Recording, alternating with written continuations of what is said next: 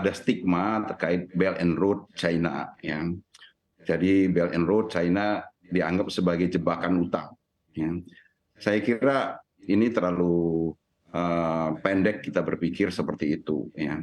Karena cara berpikir yang harusnya kita lihat adalah China punya kepentingan untuk memastikan Belt and Road Initiative, semua proyek-proyek inisiatif ya, yang investasi yang dia lakukan di banyak negara di dalam konsep Belt and Road Initiative itu adalah kepentingan mereka. Mereka harus memastikan proyek-proyek itu berhasil dan menguntungkan bagi negara yang di setempatnya. Karena hanya dengan demikian, maka mereka bisa memanfaatkan jalur sutra modern yang akan dijadikan pasar dari industri yang mereka kembangkan di negara mereka. Jadi ini harus dilihat sebagai bagian dari rencana besar Cina sebagai satu kesatuan perekonomian yang sedang dibangun oleh Cina sebagai sebuah perekonomian raksasa yang di mana mereka akan menjadi pemain utamanya. Nah, tetapi apa yang mereka cita-citakan ini tidak akan terwujud ketika setiap setiap titik di dalam Belt and Road Initiative itu runtuh atau tidak berhasil. Jadi jaringan yang mereka bangun, jalur sutra yang mereka bangun, itu tidak akan menjadi jalur sutra modern yang mereka idamkan, mereka inginkan kalau setiap setiap titik di dalam Belt and Road Initiative tersebut tidak berjalan sebagaimana mereka harapkan. Ya. Jadi mereka akan sangat berusaha agar supaya investasi yang mereka lakukan di berbagai negara itu adalah investasi yang menguntungkan tidak hanya bagi mereka pada waktunya nanti, tetapi harus diawali dengan menguntungkan bagi negara yang bersangkutan. Karena hanya dengan demikian mereka bisa mendapatkan keuntungan pada akhirnya nanti.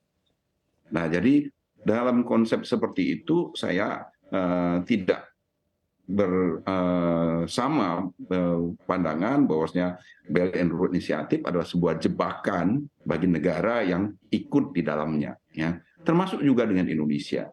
Jadi untuk Indonesia, apabila ketika kita melakukan proyek-proyek yang masuk di dalam kategori Belt and Road Initiative ini, kita sebenarnya sudah sangat terbantu. Pertama, dari modal yang akan dikucurkan oleh Cina.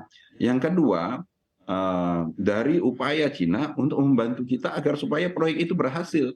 Karena keberhasilan proyek itu akan menjadi keberhasilannya mereka. Kegagalan proyek itu akan menjadi kegagalannya mereka. Jadi collective success and collective fail ya Pak ya. Terima kasih banyak juga atas tanggapan Anda mengenai hal yang optimis dan positif dari Belt and Road Initiative dari China sendiri. Tapi tentunya ke depan apa perlu poin-poin yang perlu diperhatikan dari tingginya aliran dana investasi asal China ke Indonesia sendiri. Misalnya, contohnya banyak yang kita mendengar mengenai transfer teknologi yang belum optimal, hingga penyerapan tenaga kerja lokal yang juga belum teroptimalisasi dengan baik. Tanggapan Anda? Ya, ini memang dari tantangan di setiap waktu, tidak hanya dengan Cina. Ya, kita melakukan kerjasama kan tidak sebelumnya kan tidak dengan Cina. Kerjasama itu kita lakukan dengan Jepang, dengan yang lain. Ya, yang disebut dengan transfer teknologi itu harus berawal dari kita, bukan dari negara partner. Ya, baik itu dengan Korea, dengan Cina, atau dengan Jepang, ataupun dengan negara Eropa. Ya, inisiatif melakukan transfer teknologi harus datang dari kita. Upaya memaksakan adanya transfer teknologi ada dari kita. Ya. Dan itulah yang harus kita tuangkan di dalam berbagai klausula kontrak kerjasama antara kita dengan Cina. Jadi kalau seandainya kemudian tidak terjadi transfer teknologi, jangan disalahkan semata-mata dari Cina, tetapi dari kitanya sendiri, karena sebagai negara tuan rumah seharusnya kita memiliki keleluasaan, ya, memiliki kewenangan untuk meminta hal tersebut. Kamu perlu memaksa, ya. Nah, itu yang saya kira yang harus kita perbaiki ke depan di dalam setiap kontrak kerjasama kita dengan Cina, harus memaksakan adanya transfer teknologi tersebut. Dan tidak hanya sekedar memaksakan, juga mempersiapkan bagaimana transfer teknologi itu bisa dilakukan. Bagaimana menurut Anda sejauh ini realisasi dalam hal transfer teknologi dan penyerapan tenaga kerja, Pak Peter? Nah, ini yang menurut saya yang belum sepenuhnya terjadi karena memang kita sendiri belum memaksakan hal itu dan kita tidak siap melakukannya. Ya. Karena untuk melakukan transfer teknologi kan nggak bisa hanya sekedar dari mereka. Transfer teknologi dong. Bentuk transfer teknologinya seperti apa? Ya, berarti kalau kita bilang transfer teknologi, berarti kan ada unsur manusianya di situ. Ya, manusia yang akan menerima transfer teknologi itu sudah kita siapkan belum? Siapa yang akan melakukan transfer? Bagaimana proses transfer teknologi itu dilaksanakan? Karena itu harus ada proses pendampingan dan sebagainya, ya. Dan itu yang tidak tertuang, yang kurang tertuang, saya kira sudah ada, tetapi belum maksimal. Untuk yang kedepannya harus kita lebih maksimalkan lagi, ya. Baik, jadi harus kembali lagi kepada inisiatif dari kita Indonesia ya Pak ya. Dan mungkin selanjutnya adalah pertanyaan yang cukup general Pak.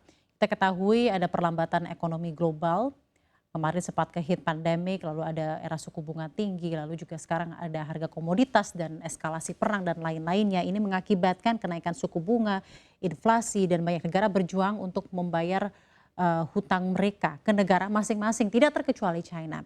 Nah mungkin ada saran dari Anda bagaimana Indonesia mampu mengatasi risiko dari hutang yang berbahaya dengan cost of fund yang semakin tinggi dan juga gejolak ekonomi global yang juga semakin tidak pasti, Pak Peter. Ya, setiap proyek itu pasti sudah diperhitungkan mengenai proses pengembaliannya. Ya. Kita melaksanakan sebuah proyek dibiayai dengan hutang. Ya. Nah, proyek tersebut seharusnya sudah kita persiapkan bagaimana kita melunasi hutang-hutangnya. Yang tidak ada satupun proyek saya kira di Indonesia yang tidak ada perencanaan bagaimana melunasi hutang-hutangnya. Ya. Karena kalau itu dilakukan berarti perencanaannya menjadi sangat jelek. Ya.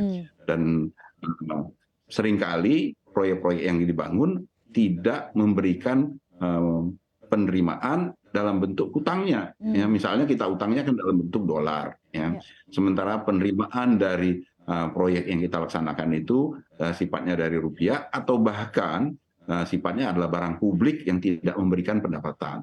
Oleh karena itu, backup dari hutang-hutang seperti ini harus dari sumber-sumber lain yang seharusnya sudah masuk di dalam perencanaan hutang secara keseluruhan. Inilah yang kita sebut sebagai pengelolaan utang secara general, secara umum, di mana kita sudah membatasi ya berapa hutang yang harus kita lakukan setiap tahun, berapa hutang yang harus kita lakukan secara keseluruhan, kemudian bagaimana juga debt service ratio-nya. Ya, ini yang saya kira harus kita perbaiki, termasuk bagaimana kita mengelola devisa hasil ekspor kita, ya, yang tentunya berujung kepada upaya kita bagaimana kita membayar utang-utang kita dengan dibiayai dari hasil ekspor kita. Ya, makanya disebut debt service ratio. Ya. Sayangnya debt service ratio ini angkanya saja, karena sebenarnya angka dari ekspor kita tidak sepenuhnya masuk menjadi bahan untuk menjadi